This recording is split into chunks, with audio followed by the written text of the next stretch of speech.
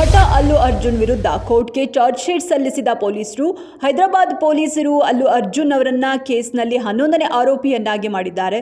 ಅಲ್ಲು ಅರ್ಜುನ್ ಭದ್ರತಾ ತಂಡವು ಕೇಸ್ನಲ್ಲಿ ಆರೋಪಿ ಥಿಯೇಟರ್ ಮ್ಯಾನೇಜ್ಮೆಂಟ್ ಪ್ರಮುಖ ಆರೋಪಿಯಾಗಿಸಿದ ಪೊಲೀಸರು. ಉತ್ತರ ಕನ್ನಡ ಜಿಲ್ಲೆಯ ಕಾರವಾರದಲ್ಲಿ ನಡೆದ ಕರಾವಳಿ ಉತ್ಸವದಲ್ಲಿ ಭಾಗವಹಿಸಿದ ಡಿಸಿಎಂ ಡಿಕೆ ಶಿವಕುಮಾರ್ ಕಾಂಗ್ರೆಸ್ ಶಾಸಕ ಸತೀಶ್ ಸೈಲ್ ಭರ್ಜರಿ ಉಡುಗೊರೆ ನೀಡಿದ್ದಾರೆ. 16 ಲಕ್ಷ ರು ಮೌಲ್ಯದ ಶ್ರೀಗಂಧದಿಂದ ತಯಾರಿಸಿದ ಭಗವಾನ್ ವಿಷ್ಣುವಿನ ವಿಶ್ವರೂಪ ದರ್ಶನದ ಕಲಾಕೃತಿ ನೀಡಿದ್ದಾರೆ.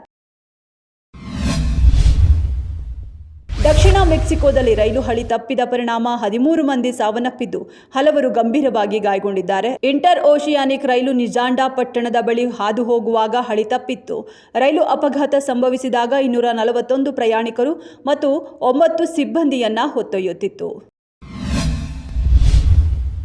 ಮೈಸೂರಿನ ಹುಣಸೂರು ಚಿನ್ನದಂಗಡಿ ದರೋಡೆ ನಡೆಸಿ ದುಷ್ಕರ್ಮಿಗಳು ಎಸ್ಕೇಪ್ ಆಗಿರುವ ದೃಶ್ಯ ಸೆರೆ. ಕೇವಲ 5 ನಿಮಿಷಗಳಲ್ಲಿ ಗೋಲ್ಡ್ ಶಾಪ್ ರಾಬರಿ ನಡೆಸಲಾಗಿದ್ದು ಕೆಜಿಗಟ್ಟಲೆ ಚಿನ್ನ ಕದ್ದು ಚಾಲಾಕಿಗಳು ಪರಾರಿ. ಮಧ್ಯಾಹ್ನ 2 ಗಂಟೆ 4 ನಿಮಿಷಕ್ಕೆ ಅಂಗಡಿಗೆ ಎಂಟ್ರಿ ಕೊಟ್ಟಿದ್ದ ಗ್ಯಾಂಗ್ 2 ಗಂಟೆ 9 ನಿಮಿಷಕ್ಕೆ ಶಾಪ್ನಿಂದ ತೆರಳಿದೆ. 2 ಚೀಲದಂತಹ ಬ್ಯಾಗ್ನಲ್ಲಿ ಶೋಕೇಸ್ನಲ್ಲಿಟ್ಟಿದ್ದ ದೊಡ್ಡ ಗಾತ್ರದ ಆಭರಣಗಳನ್ನು 2 ನಿಮಿಷದಲ್ಲಿ ಒಂದು ಕಡೆ ಗುಡ್ಡೆ ಹಾಕಿ ತುಂಬಿಕೊಂಡು ಎಸ್ಕೇಪ್. ಬೆಂಗಳೂರು ಮಲ್ಲೇಶ್ವರಂನ 15ನೇ ಕ್ರಾಸ್ನಲ್ಲಿರುವ ಕೆನರಾ ಬ್ಯಾಂಕ್ ಶಾಖೆ ಬ್ಯಾಂಕ್ನ ಹಿರಿಯ ಮ್ಯಾನೇಜರ್ ಎನ್ ರಘು ನಕಲಿ ಗೋಲ್ಡ್ ಲೋನ್ಗಳನ್ನು ಸೃಷ್ಟಿಸಿ 3,11 ಲಕ್ಷ ರು ವಂಚನೆ ಮಾಡಿದ ಆರೋಪ.